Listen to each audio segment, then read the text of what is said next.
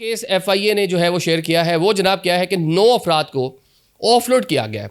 ये 9 अफराद जनाब बरास्ता दुबई ये जा रहे थे जिबूती एक छोटा सा अफ्रीकी मुल्क है और ये जनाब सूडान के पास और सूडान से आगे फिर लीबिया। तो इनका प्लान यही था कि जनाब इन्होंने वहाँ से जिबूती से आगे, क्योंकि अफ्रीका में भी उस तरह से मजबूत हुकूमतें नहीं हैं, उस तरह से वहाँ पे लॉ एंड ऑर्डर के मामला तो आपको पता है बहुत सारी चीज़ें कॉम्प्रोमाइज़्ड हैं। तो वहाँ पे पैसा वगैरह चलाकर ये बासानी बॉर्डर क्रॉस करते और वहाँ से सूडान में भी हालात आपको पता है एक सिविल वॉर की सूरत हाल है। वहाँ से लीबिया जाना था, लीबिया से उन्होंने डंकी लगानी थी। अब जब इनको तहवील में लिया गया, इन्वेस्टिगेशन की गई, ये भी सारे लोग मान गए हैं कि जी बिल्कुल हम एक एजेंट के ज़रिए हम वहाँ से जनाब बाहर जाना चाह रहे थे। और इन्होंने जो इब्तदाई इनका डेस्टिनेशन था जिबूती, वहाँ से इथोपिया से सूडान, या अगर आप मैप पे जाएं बॉर्डर ज़रा देखें, ये साथ साथ सारे के सारे बॉर्डर ये कनेक्ट करते हैं। अब ये तो हो गया पूरा मामला जो मैंने बताया कि किस तरह यहाँ से 2 नंबरी करके एक किसी भी मुल्क को ट्रांजिट के तौर पे, डेस्टिनेशन के तौर पे इस्तेमाल करके आगे जाने का प्लान, और यहाँ एकदम मासूम बन जाए कि हम तो कामकाज करें। कामकाज वाले लोग परेशान हो रहे हैं, इसमें कोई दूसरी राय नहीं है,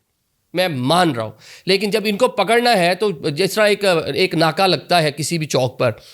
वहाँ पर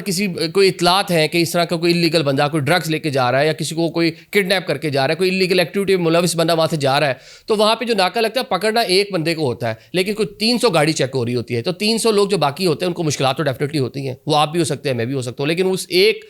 मुजरिम को तो पकड़ना ही पकड़ना ना।